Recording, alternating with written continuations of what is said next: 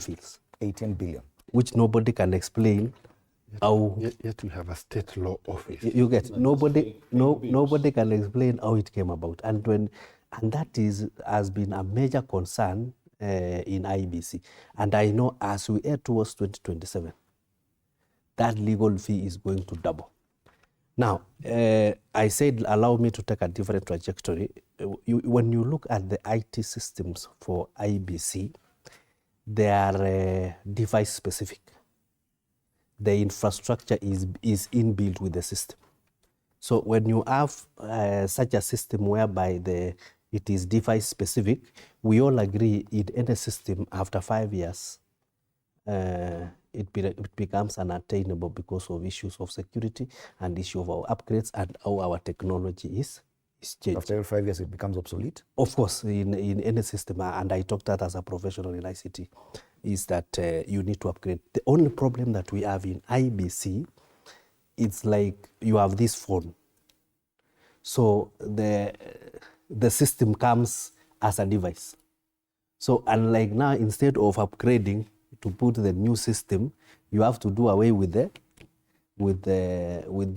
what we call this Fold 6 and get a Fold 8. You get, that is where expenditure comes from. The thing I don't agree with IEBC, the thing I wanted to diverge a bit from our colleagues. You know, when you are registering as a citizen of this country to have an ID, there is no way you can convert one-to-one to a voter's card, because a voter's card is very specific within that time. Where do you want to vote? I might have taken my ID in Kisumu, but now I'm a resident of Kibera. I'll be voting in Langata. So one way or another, you will need. May I finish? You will need to. You will need to get to the voter, who is a registered citizen, to have that information. So you cannot avoid 100%. You cannot do. You get what I mean.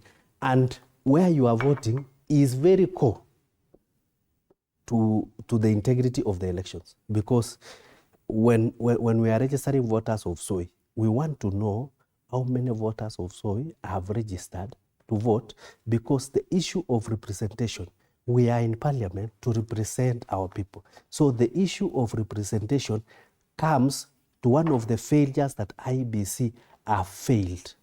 You know, 2024, they should have done what we call boundary review, because it is imagined in a representative democracy like ours that if you are representing the people of Nyeri town, they should be as close as possible to the number that I'm representing is in Soy. So if right now I'm representing maybe 1 or 5,000 people in Soy, registered voters, and Makali Mulu is representing 30,000, and all of us have one vote, there is no vote that is weighted. That is why it is given. Of course, there are some constituencies that are protected, which I think they were supposed to expire and things like that. It is expected that part of the core mandate of IEBC, which they have technically failed, is to do a boundary review. And they were supposed to have done it in 2024. They said there were no commissioners. But it is so pertinent in that you will have an equal representation in parliament, so that you will get somebody who is shouting and being heard and representing 5,000 people, while you are representing like 200,000 people, and all of you have one vote, they have one representation. That is not representation. So we are actually saying, apart from the core mandate of IEBC to register new voters, it is very important that they look at the boundaries, so that as expected in the constitution, and that is that. Shocking enough, the 61 billion shillings does not include any such. And that is why, if you look at our article, I think it's Article 89. Yes, it is very specific that there will be review to make sure the cap, and they have even given the percentages how the cap is expected, so that if soy has become so big, you can cut some to some constituency, you cut some to some constituency, you create some wards, you do some adjustments, so that it will remain 290, but the parity in terms of distribution will be as equal as possible, so that when we are in parliament representing our people, when I vote as one vote, at least it should have been as close as possible. Yet denying IEBC this kind of money could probably affect,